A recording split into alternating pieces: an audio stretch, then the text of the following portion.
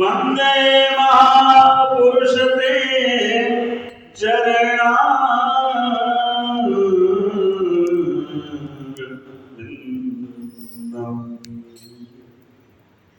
वंशे विभूषित नवनीरदाभा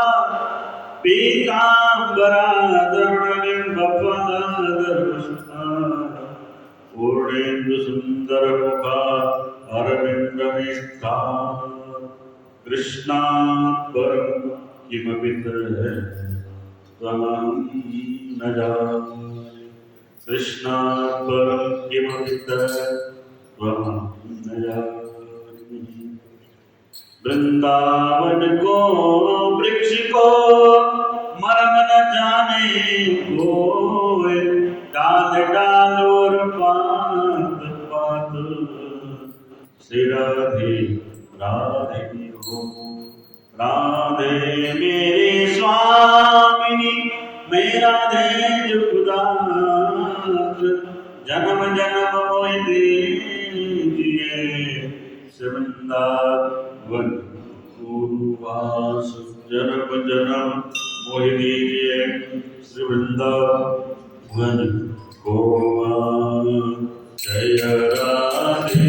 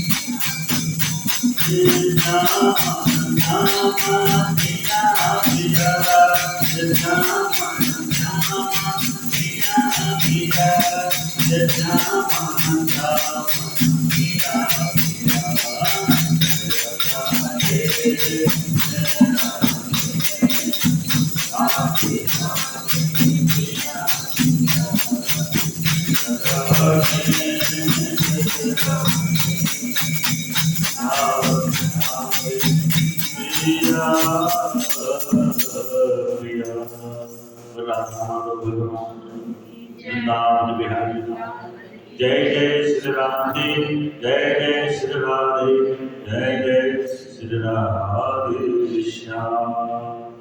परम मंगल में परम अखिलेश्वर कामण करुणा करुणालय भक्तमान चक्रम विद्युत पिता प्रदाय श्री कृष्ण भगवान मंदिर में विराजमान आवाहित सभी देवी देवता यहाँ पर बैठी हुई भक्ति स्वरूप शक्ति स्वरूप माताएं, आइए कार्तिक मास जो पवित्र मास की कथा को हम सब श्रवण कर रहे हैं, जो जन्म जन्मांतर विकल्प कल्पांतर के जब पुण्य उदय होते हैं तब ऐसी कथा हमें श्रवण करने को मिलती है।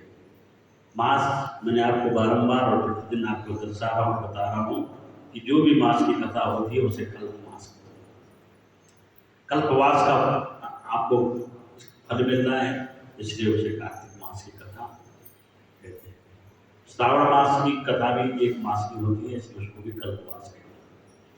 तो दो ही मास ऐसे हैं जिसमें साक्षात भगवान शिव में श्रावण मास है और कार्तिक मास भगवान विष्णु साक्षात का स्वरूप है। इस स्वरूप का दर्शन किस तरह करना चाहिए? सशंक चक्रम सग्रीव कुंडलम सफेद वस्त्रम, भगवान विष्णु की पूजा इसमें विशेष में करनी है। शिवलिंग के आगे जो आप पूजा कर लो वो जरूरी है, बाकी लक्ष्मी नारायण भगवान का भी आप जरूर पूजन करें। तिल चढ़, तुलसी चढ़, जो भी नैवेद्य हो उसको भेंट करें श्रावण मास में। और ध्यान कैसे करना? यशा स्मरण मात्रेण जन्म संसार वंदना विमुच्यते नमस्तस्मै विष्णवे विष्णवे नमः समस्त भूतानां आदि भूताय भूते अनेक रूप रूपाय विष्णवे प्रभुष। विष्णु सहस्र नाम का पाठ अगर कार्तिक मास में हो जाए फिर तो सोने पे सो। अगर हिंदी में, अगर संस्कृत में नहीं आता तो हिंदी में आप भगवान के 1000 नाम लिखे। ओम विष्णवे नमः, ओम वैष्णवे नमः, ओम चोरेन्द्राय नमः, ओम सहस्रशीर्षाय नमः, सहस्राक्षाय नमः। ये भगवान के कई प्रकार के नाम विष्णु सहस्र बड़ा महत्व है। आप मंदिरों में देखते होंगे कि हमारे भी मंदिर में लोगों को प्रॉब्लम है, क्योंकि लाउड स्पीकर अगर यहाँ की आवाज़ में थोड़ा बाहर गई तो दिक्कत है। लेकिन मंदिरों में आप देख रहे होंगे, हरिद्वार में जाओ, मत क्या है जो कोई ऐसा बोल दे कि महाराज की आवाज़ कहाँ से? बिल्कुल यशास्मरण मात्रेण जन्म संसार वंदना विमुच्यते नमस्तस्मै विष्णवे प्रवष्णवे नमः समस्त भूतानां आदि भूताय भूपते अनेक रूप रूपाय विष्णवे प्रवष्णवे नमः समस्त भूतानां आदि भूताय भूपते। कहने का मतलब है हर जगह विष्णु सहस्रनाम का पाठ चलता है। क्यों? सर्व पाप भगवान के सहस्रनाम को उच्चारण केवल एक विष्णु सहस्रनाम ऐसा है जो अंतिम समय पर धर्मराज युधिष्ठिर को पितामह भीष्म ने दिया। जब पितामह भीष्म बाणों की सैया पर बैठे हुए थे और कुरुक्षेत्र में जाकर के जब भगवान अर्जुन को और धर्मराज युधिष्ठिर को और 5 पांडवों को उस भूमि पर ले गए तो प्रणाम किया। पितामह भीष्म ने बधाई दी कि तुमने धर्म पर विजय प्राप्त कर ली है।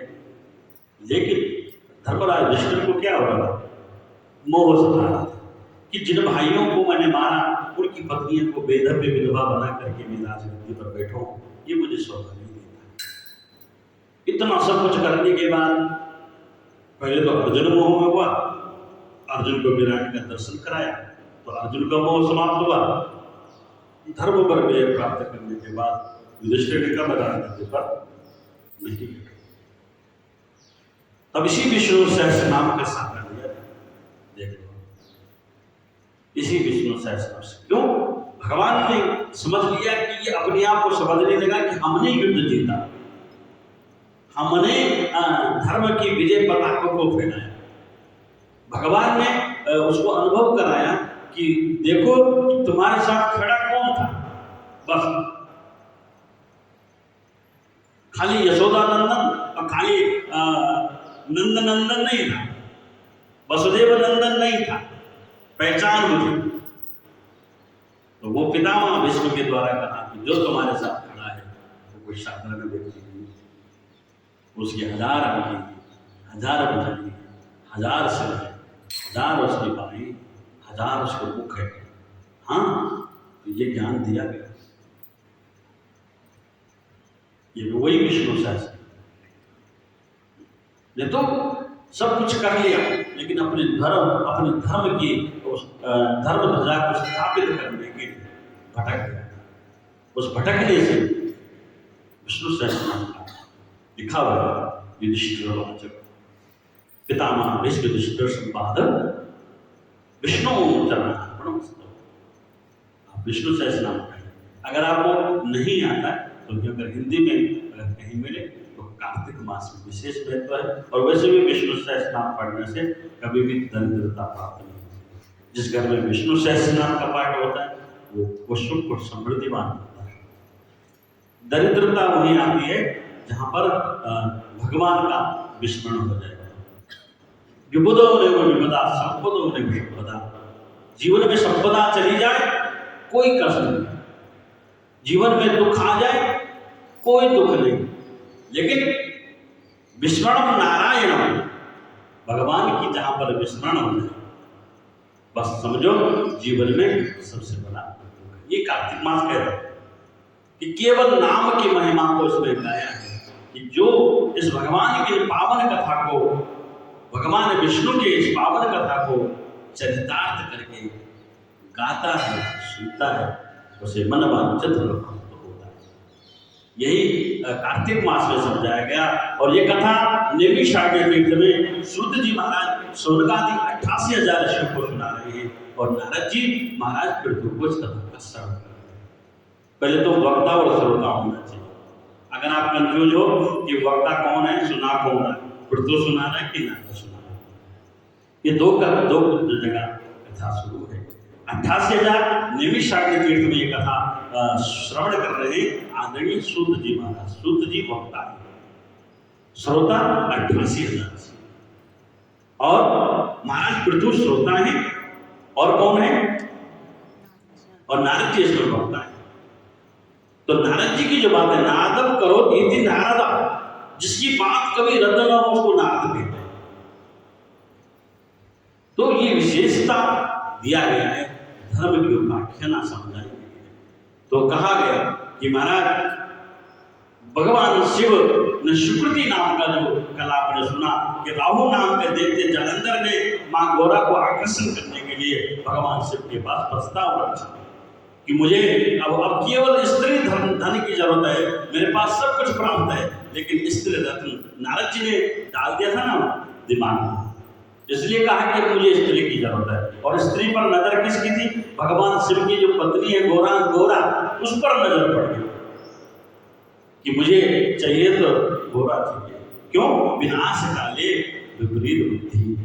शास्त्र कहता है कि वागर्था विसंपृक्तो वागर्था प्रतिपत्तये जगता पितरो वंदे पार्वती परमेश्वर।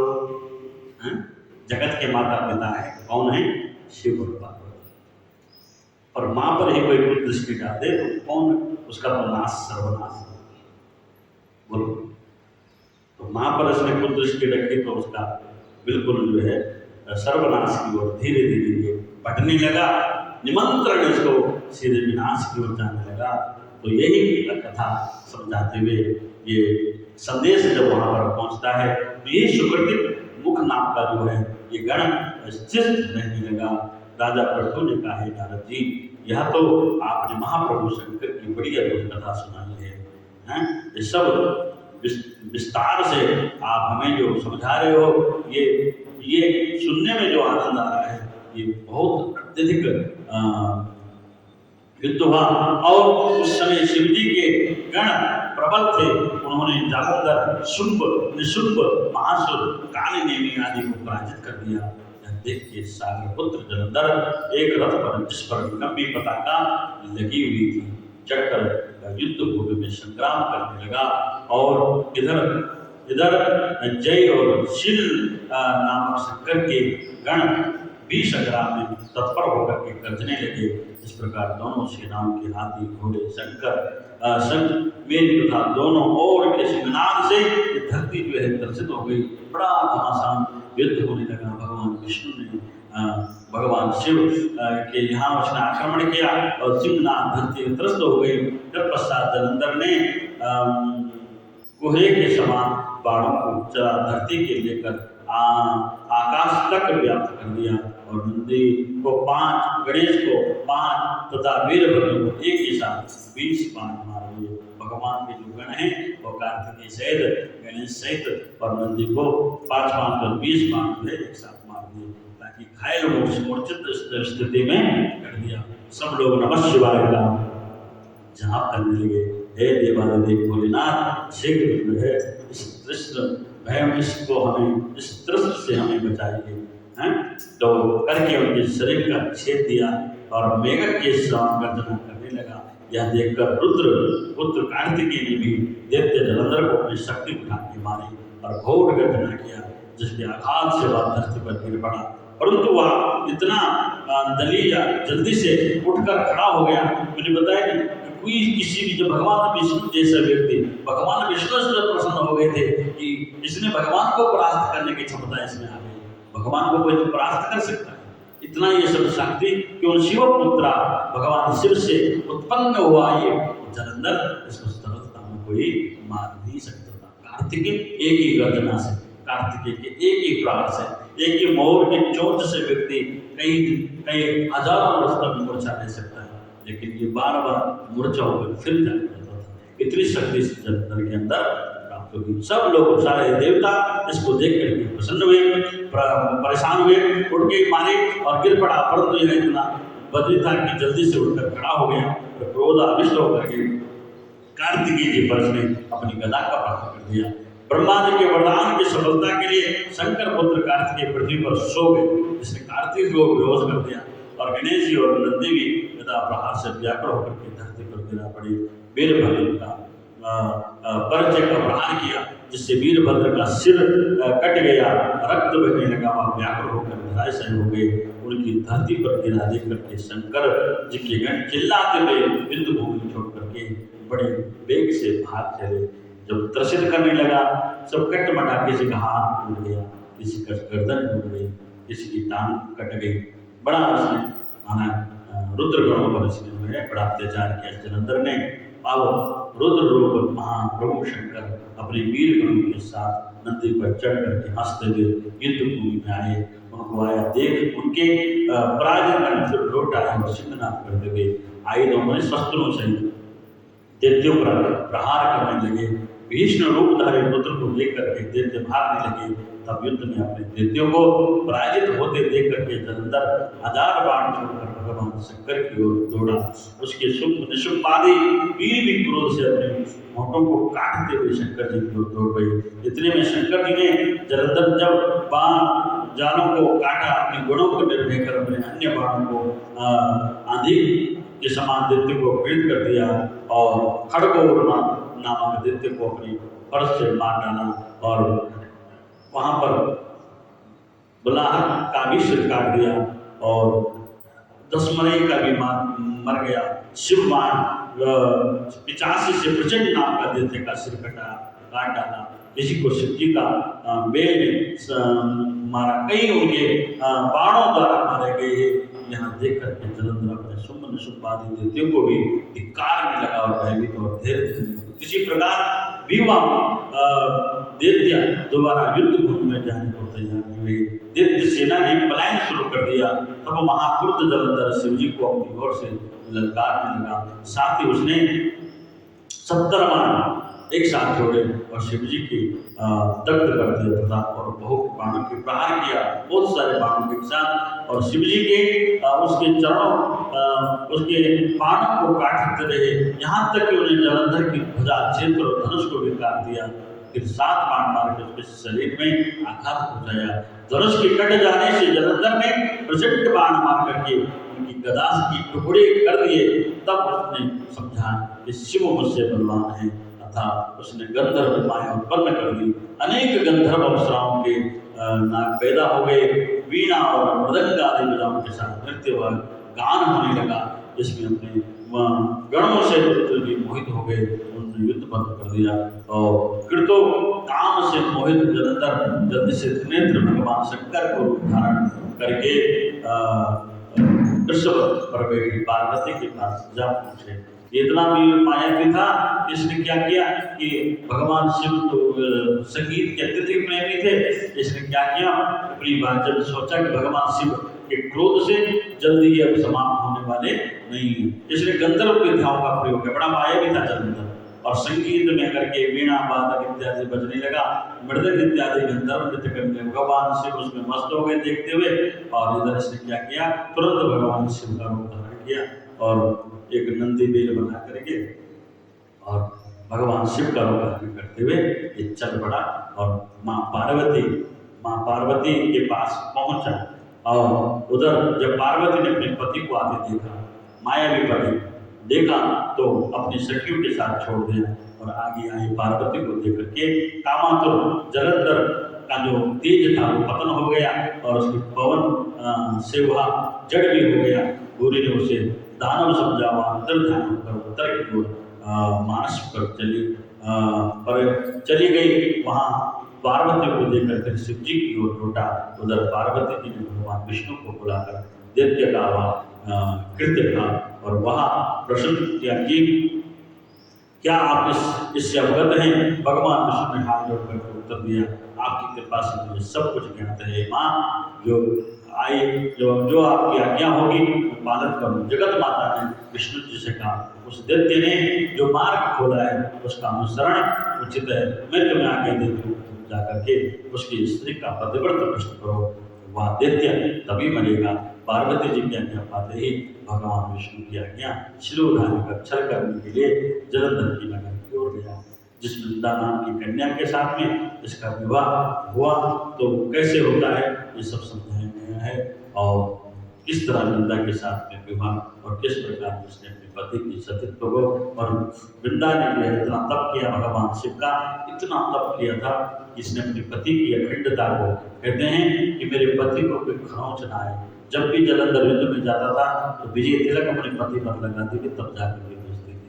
और तिलक ऐसा इतना भयंकर था, इतना तेज बलता, कितना कुकर्म भी कर जाए, लेकिन हिम्मत क्या है जो उसके पति को कोई पार ना कर सके। कई दैत्यों को, कई देवताओं को मान करके आता था, रोज विजय तिलक अपनी पत्नी से लगाता था, इतना तेज था ये जलंधर।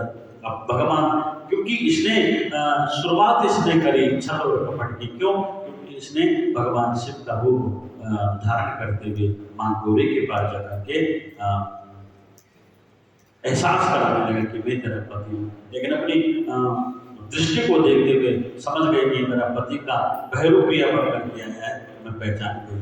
तुरंत ये उत्तर दिशा की मुझे भाग पड़ा था और तब माँ पार्वती को बड़ा क्रोध आया, इसलिए हिम्मत कैसी भी इस तरह की हरकत करने की। तब भगवान विष्णु के पास जाकर के, क्योंकि मायापति कौन है? मायापति भगवान विष्णु, विष्णु और माया भगवती यया सम्मोहित। भगवान शंकर माया भी नहीं, मायापति कौन है? मायापति विष्णु। तो भगवान विष्णु के पास में कि आप भी मुझे से माया रचो और तब जाकर, इसलिए तो किया था भगवान विष्णु ने जलंधर को रूप धारण किया, जलंधर को युद्ध में भेज दिया भगवान शिव के साथ, और उसकी पत्नी जो वृंदा थी इसके साथ में भगवान ने भी स्पर्श किया था और जलंधर का रूप धारण करते हुए जैसे इसने भगवान विष्णु को स्पर्श किया था, हालांकि उसने भी पहचाना कि मेरा पति नहीं है, लेकिन इसी समय की कथा हम सुनेंगे।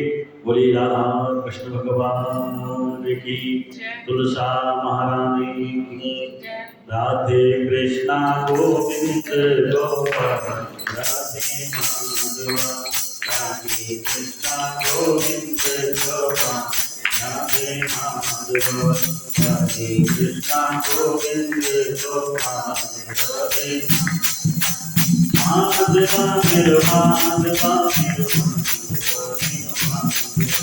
माधवा मेरे माधवा